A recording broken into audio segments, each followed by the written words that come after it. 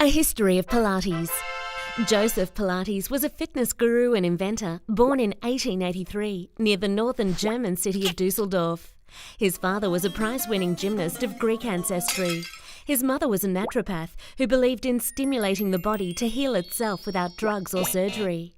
His mother's healing philosophy and father's physical achievements were to greatly influence Pilates' ideas on therapeutic exercise. Pilates was a sickly child, suffering from asthma, rickets and rheumatic fever. To make matters worse, the bigger children at school taunted him by making fun of his name.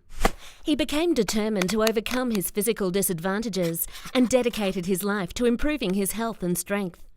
He focused on breathing techniques to assist with his asthma, and by exercising outside in his shorts, was able to cure his rickets, which is caused by a vitamin D deficiency. By the age of 14, he was fit enough to pose for anatomical charts. He loved skiing and being outdoors. He studied bodybuilding, yoga, martial arts and gymnastics. You can recognize the influence of these activities in the Pilates technique. For example, the long stretch and up stretch on the reformer are drawn from downward facing dog and plank in yoga.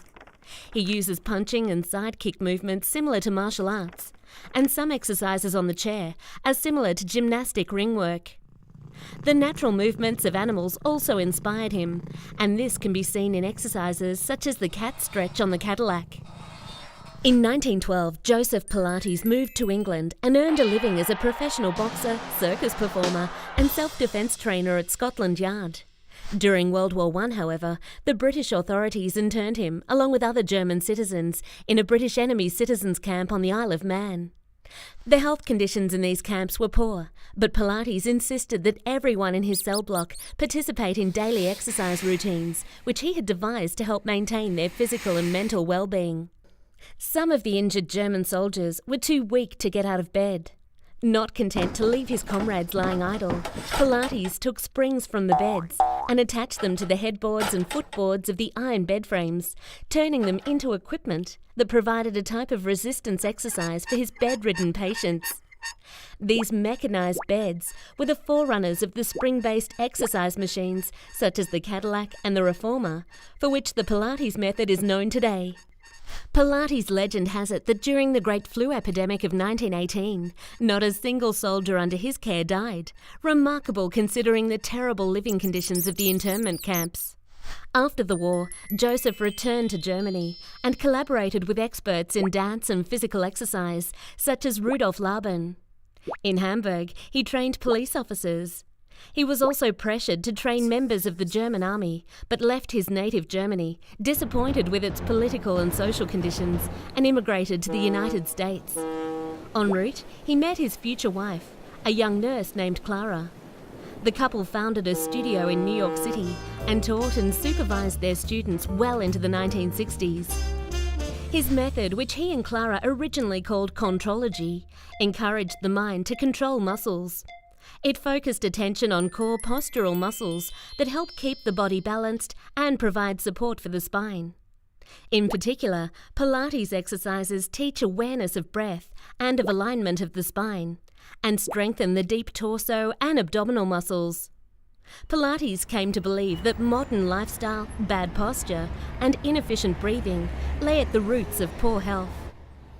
Joseph Pilates' New York gym put him in close proximity to a number of dance studios, which led to his discovery by prominent members of the dance community, including George Balanchine and Martha Graham.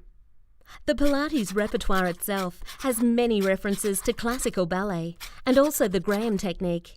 For example, the ballet stretches on the Cadillac and ladder barrel, the round back and straight back in the stomach massage series on the Reformer. Many dancers, actors and famous people in New York depended on Pilates for the strength and grace it developed, as well as for its rehabilitative effects. Joseph Pilates wrote 2 books, Your Health and Return to Life Through Contrology, and was also a prolific inventor. He passed away in 1967 at the age of 83 in New York. He had maintained a fit physique throughout his life, and photographs show that he was in remarkable physical condition in his older years. He's also said to have had a flamboyant personality. He smoked cigars, liked to party, and wore his exercise briefs wherever he wanted, even on the streets of New York. It's said that he was an intimidating, though deeply committed instructor. Although Joseph and Clara had no children, his legacy and exercise techniques were preserved and developed through the work of his disciples. These disciples, who started out as their apprentices, are now called the elders. Until exercise science caught up with the Pilates method in the 1980s, it was chiefly dancers and elite athletes who utilised the Pilates technique. Now, Pilates has made it to the mainstream, with its health benefits and mental discipline widely recognised as being of great benefit to the health and well-being of all types of people, no matter their shape, size, gender or age. Today, Joseph Pilates' teachings are carried on by the Pilates elders, their prodigy, and by a large group of contemporary teachers all over the world.